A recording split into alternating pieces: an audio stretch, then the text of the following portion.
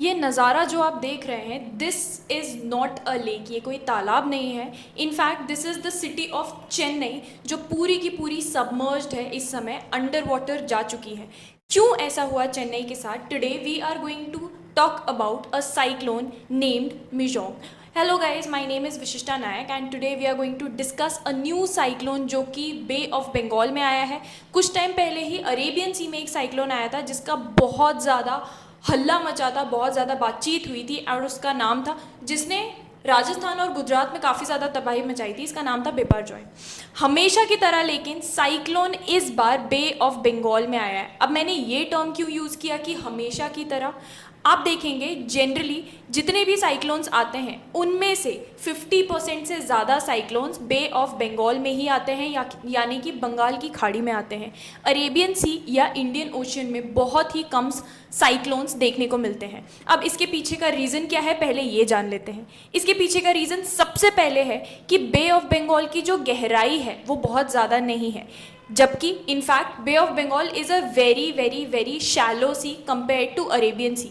बाकी का Arabian Sea, Indian Ocean Bay of Bengal से ज़्यादा गहरा है। अब इसकी गहराई कम है तो इसका वाटर टेम्परेचर बहुत जल्दी और आसानी से बढ़ जाता है। वाटर टेम्परेचर जल्दी बढ़ता है तो बे ऑफ बंगाल में इवेपोरेशन होना बहुत ज़्यादा आसान हो जाता है। इवेपोरेशन मतलब पानी का भाप बनना। जब पानी भाप बन के एटमॉस्फेयर में आता है तो एटमॉस्फेयर डेंस हो जाता है और इस डेंसिटी के वजह से पूरी की पूरी साइक्लोन की स्थिति वहाँ पर क्रिएट होती है।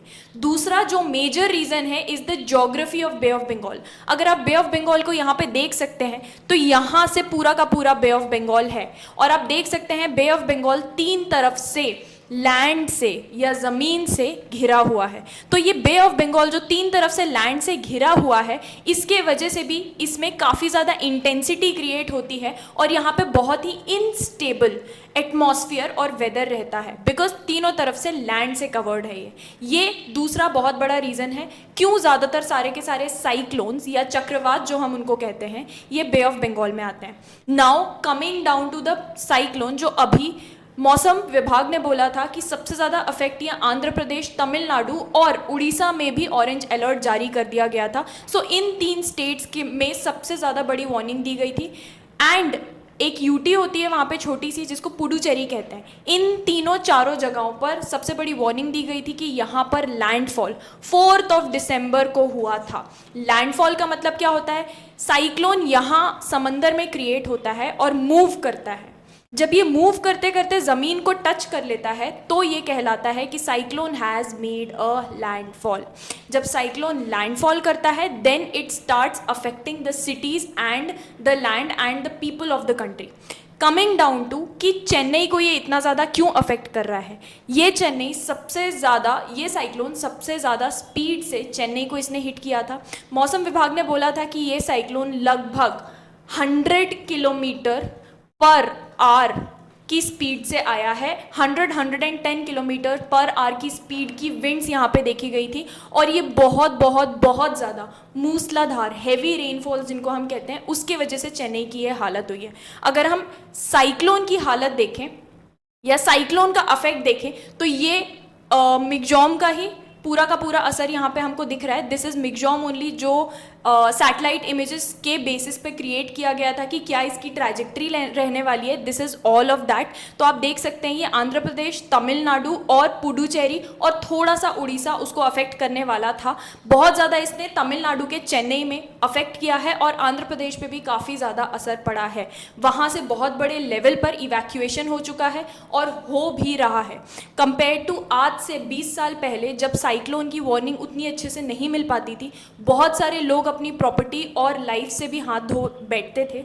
अब ये चीज़ बहुत बेटर टेक्नोलॉजी हमारे पास आ चुकी है कि साइक्लोन आने के कभी कभी एक हफ्ते पहले से ही हमको पता होता है कि ऐसी कोई कंडीशंस हो रही है।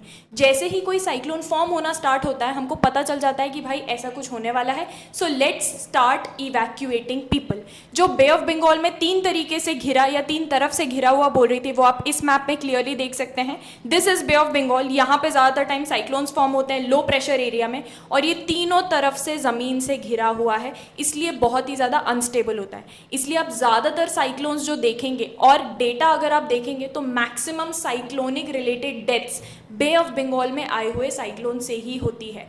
ऑब्वियस रीजन, क्योंकि बे ऑफ बंगाल में ही ज़्यादातर साइक्लोन आते हैं। बात आती है अब इस नाम की। ये जो नाम लिखा गया है जिसका नाम है मिगजॉम या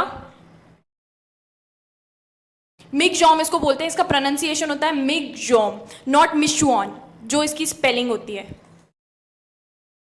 MICHAUNG इसकी स्पेलिंग है, लेकिन इसका प्रोनाउंसिएशन होता है मिगजॉम।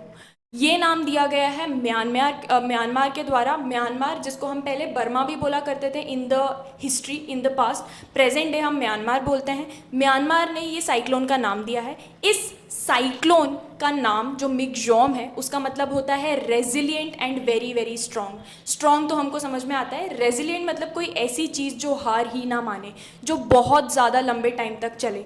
लेकिन 4 या 5 दिसंबर के बीच में लैंडफॉल करने के बाद अब जो अगर हम न्यूज़ की माने तो फाइनली ये साइक्लोन वीकन हो चुका है और काफ़ी हद तक डिसिपेट मतलब रुक भी चुका है। हो सकता है आने वाले अगले 1 या 2 दिनों में अब इसके रेपरकशंस, आफ्टर इफेक्ट्स तो रहेंगे काफ़ी महीनों तक, क्योंकि प्रॉपर्टी का बहुत बड़े लेवल पे नुकसान हुआ है, लोगों की जानें भी गई हैं। लेकिन अब हम अगर न्यूज़ की माने तो ये साइक्लोन अगले आने वाले 1 या 2 दिन में वीकन होके ख़त्म भी हो सकता है। अगर आप ऐसी और टिडबिट्स ऑफ इन्फॉर्मेशन चाहते हैं तो you can join our YouTube channel Yes Academy for CS and law, as well as our YouTube channel Yes Academy for law.